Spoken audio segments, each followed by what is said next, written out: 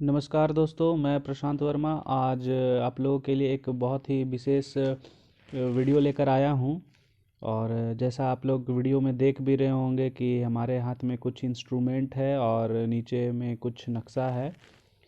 तो आप लोग समझ ही गए होंगे कि आज मैं किस विषय पर बात करने जा रहा हूं। तो जी हाँ दोस्तों, मैं हमेशा से समाज के लिए और हमेशा आवाज़ उठाते आया हूं और आगे भी आवाज़ उठाते आऊँगा। जो भी सामाजिक कार्य है और समाज में जो कुछ भी ऊंच नीच होते रहेगा, मैं उस विषय पे आवाज़ उठाते आऊँगा और ज़ोरदार उठाते आऊँगा। लेकिन इसके अलावा मैं आप लोगों को और भी बता देना चाहता हूँ कि मेरा प्रोफेशन क्या है। और मैं एक प्रोफेशन के तौर पर सर्वेयर हूँ। और सर्वेयर का जो भी इंस्ट्रूमेंट है, और तो मैं आप लोगों को इससे छोटा सा परिचय करवाता हूँ। आप लोग भी जानने का प्रयास कीजिए, क्योंकि ये तो एक जागरूकता का चीज़ है और लोग इन सब चीज़ों के बारे में जाने तो कहीं ज़्यादा अच्छा है। तो मेरे हाथ में ये जो इंस्ट्रूमेंट है, इसको हम लोग कहते हैं गुनिया। गुनिया ये ज़मीन नापने में बहुत ही महत्वपूर्ण रोल अदा करता है। महत्वपूर्ण क्या, तो समझिए कि इसके बगैर ज़मीन नापना संभव ही नहीं है।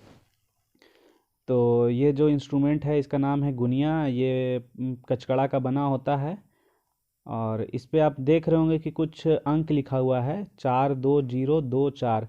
इस तरीके से ये गुनिया आप देख रहे होंगे कि दो भाग में बटा हुआ है, इधर कुछ है इधर कुछ है। साथ ही आप देख रहे होंगे कि इसमें दो तरीके का स्केल बना हुआ है। एक स्केल इस तरफ बना हुआ है नीचे साइड में, और एक स्केल ऊपर में बना हुआ है। तो मैं बता देता हूँ आप लोगों को कि इस पे 10 जरीब का जो है सो नापी होता है।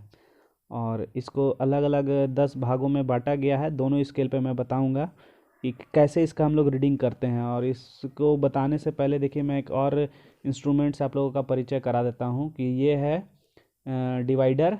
कंपास भी इसको बोलते हैं, डिवाइडर है ये, परकाल। और इसमें देखिए नीचे में दो पिन लगा होता है और इसी पिन के सहायता से हम लोग रीडिंग लेते हैं और ज़मीन पे इसका मापी करते हैं। मैं बताऊंगा आपको।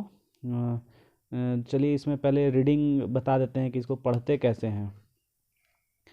देखिए ये गुनिया में अभी हम बताएं ना कि 10 जरीब का हम लोग मापी करते हैं, 10 जरीब का इसमें होता है। तो 10 भागों में इसको बांटा गया है। देखिए 1 2 3 4 5 6 7 8 9 और ये 10। तो इस तरीके से ये 10 जरीब हो गया। अब इसको भी हम लोग देख रहे हैं कि यहाँ कुछ छोटा छोटा सब डिवीज़न है। अब ये जो छोटा छोटा सब डिवीज़न आपको दिख रहा है, मैं गिन देता हूँ यहाँ पर, 1 2 3 4 5। तो ये जो 5 आपको छोटा छोटा ये बीच में जो डिवीज़न दिख रहा है ना, इसको हम लोग कड़ी कहते हैं। तो यहाँ कितना होगा, यहाँ से यहाँ तक 1 जरीब, 2 जरीब, 3 जरीब, 4 5 6 7 8 9 10। इस तरीके से ये 10 जरीब का नापी हम लोग इस स्केल से करते हैं। और ये जो एक जो छोटा आपको दिख रहा है सब डिवीज़न, ये 20-20 कड़ी का होता है। ये एक डिवीज़न मतलब यहाँ से यहाँ की दूरी 20 कड़ी हम लोग मापेंगे। फिर यहाँ से यहाँ 40 कड़ी मापेंगे, 60 कड़ी, 80 और ये 100। तो 100 कड़ी का एक जरीब होता है। तो इस तरीके से समझते हैं कि आप लोगों को ये वाला स्केल समझ में आ गया होगा। अब हम लोग इस स्केल को ऐसे वापस घुमाते हैं और इस पे अब आप लोग को रीडिंग करना सिखाते हैं और बताते हैं कि इस पे रीडिंग कैसे लिया जाता है। इसको हम लोग ऐसे भी देख सकते हैं, कोई दिक्कत की बात नहीं है। तो चलिए मैं इसको एडजस्ट करता हूँ ताकि फोकस कर ले कैमरा बढ़िया से। देखिए अब इसमें भी आप लोगों को डिवीज़न दिख रहा होगा यहाँ पर से, कि एक डब्बा के बीच में ये एक लाइन है जो कि इसको दो भागों में विभाजित कर रहा है। तो एक बड़ी लाइन से ये बड़ी लाइन एक जरीब हो गया, फिर यहाँ से ये बड़ी लाइन दूसरा जरीब हो गया, यहाँ से यहाँ 3 जरीब, यहाँ से यहाँ 4 जरीब, ये 5 6 7 8 9 और ये 10 जरीब। अब इस 10 जरीब को भी हम लोग देख रहे हैं कि छोटे छोटे भागों में बांटा गया है। ये एक लाइन है और इस लाइन के हम लोग लेफ्ट साइड और राइट साइड में देखते हैं कि क्या है।